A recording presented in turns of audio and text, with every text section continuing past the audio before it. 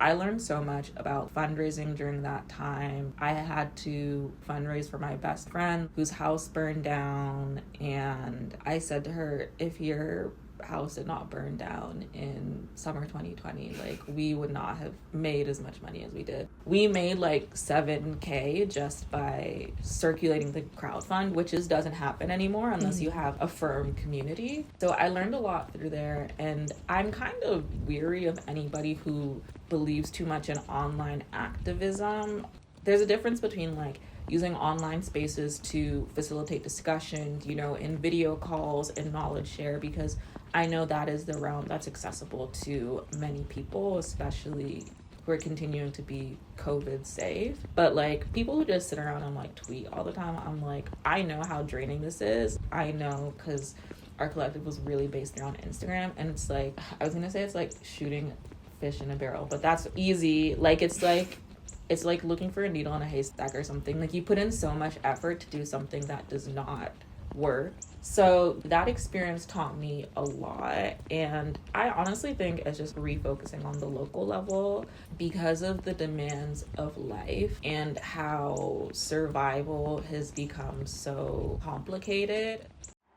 What's your level of involvement that you see yourself at, whether that's fundraising? You often share things on your story all the time. My personal level of involvement is pretty disengaged at this point. I think I'm in a transitionary period where I'm trying to be regular with local volunteer commitments, and occasionally I help people that I know with personal fundraising. But beyond that, and going to events time to time, I've really fallen back with the more regular efforts, and living outside the city center is also challenging. So I'm trying to focus more on things that are local to me. When was the last protest you went to? How many have you gone to, do you think? Honestly, I stopped going to protests in February 2024 because, oh wait, that's a lie. I went to the rally for when the U of T encampment started, but aside from that, I haven't been to anything. I think that they have a lot of merit for building political awareness and letting people know what the aims and targets are. But if they're not disruptive, then they don't really challenge the status quo. And I think that they've plateaued, Awareness has been raised, but what people should do next may not necessarily have been raised. In terms of keeping up with the news, how are you about that? Honestly, I still use Twitter. I can't believe how much the platform has degraded. I'm genuinely in shock, because I remember when it got bought, I was like, it's not gonna be that bad. But even before it was bought, I was establishing really strict parameters about how I interacted, the kind of people I followed. But there's just something that feels very abject about scrolling past a news item of consequence and seeing a selfie. It just feels really disruptive somatically. So I do keep up with the news. I try to know what's happening in Ontario and then Palestine and Sudan. But I really think we're not meant to consume news this way. So I want to start reading the news. The only thing that's hard is the mainstream news. I have so many qualms with, especially with respect to Palestine, just seeing the image laundering of Israel. But I would say I'm informed. Oh, and now I'm okay, I need to follow US politics. But before I would kind of just know about different major developments, rights that are being infringed upon or whatever, because you should stay informed, but what we're doing is something very different and new to this period of time.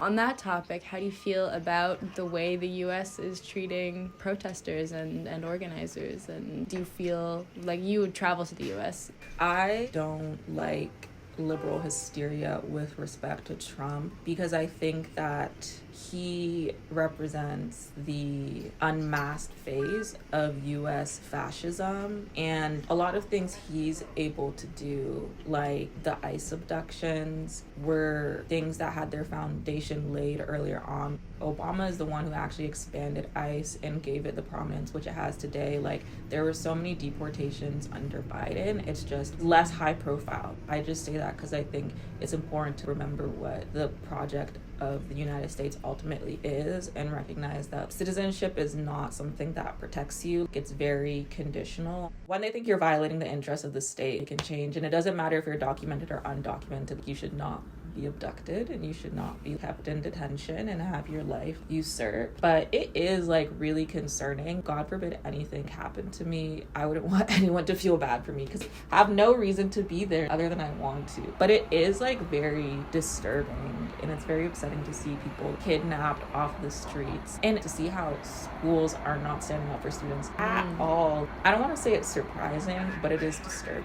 Yeah, to do with that, I feel like a lot of attention has been put on the US, but Canada is also a huge problem in and of itself. So how do you feel about Canada's kind of part in everything? Especially also with Canada's foreign policy regarding Israel and like sending weapons and arms and... I was reading something about that. Exactly, yeah.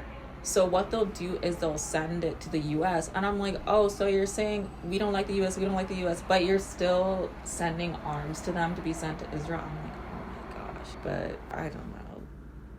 Another thing is just kind of keeping sane. Like, how do you properly disengage / re-engage with everything going on? Or do you feel like you have not figured that out yet? I think because when I was in high school, like, I was very aware of being hyper visible and I wanted to use my Twitter account to signal that I was in the know, and that was very a piece with gestures toward social justice at the time. And then I realized, like, I shouldn't put myself in that position and I should seek to actually educate myself or put forth knowledge I think is worthwhile. So I tried to focus more on general surveys of things that were happening in Ontario or what have you.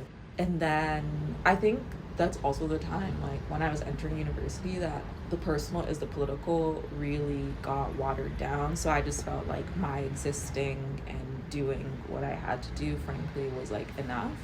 And then 2020 shifted everything back into focus for me. So there were more consequential like organizing efforts I had.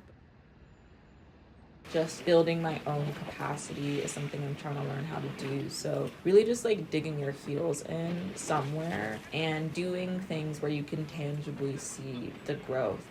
It matters if you could go to a soup kitchen and pan things out once in a while. The organizations don't need to like perfectly align with your politics. I think it's more about learning how to make space for that in your life. And sometimes it means like not committing yourself entirely to any one space, but showing up fully when you can. And it's just, things are urgent, but keeping at the back of your mind, this is a long struggle, and just doing what I can where I can, being more intentional about building that practice.